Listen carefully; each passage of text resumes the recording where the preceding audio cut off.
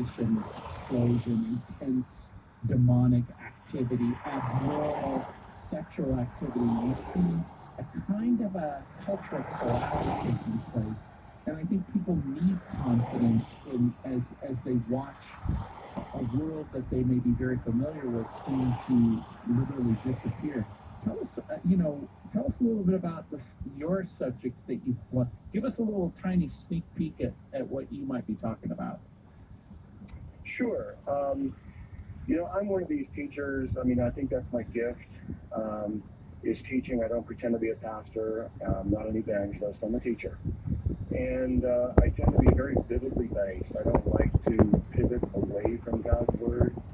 And I think properly taught, God's Word has everything to say about everything going on. So my topics are your character in the chaos. And then my second topic is the discipline of watchfulness.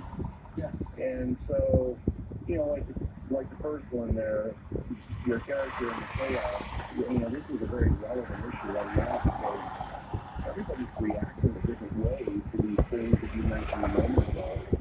And a lot of believers today absolutely have no clue what's going on or how they're supposed to respond or, is this something we can vote our way out of? That's about the depth, I think, of the bell curve of a lot of folks. And so my attempt with your character in the chaos topic is to take a look at, what does the Bible have to say about the various character types that face these very times that we're in right now, and how does the Bible qualify, that kind of a person in terms of their behaviors and choices. So we'll take a look at the good ones and we'll take a look at the bad ones, and there's quite a bit of material there.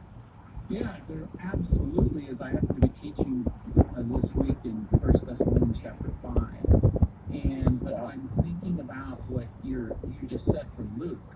In Luke chapter 21, it says, "Be careful, or your hearts will be weighed down with carousing, drunkenness, and the anxieties of life, and that day will close on you suddenly like a trap."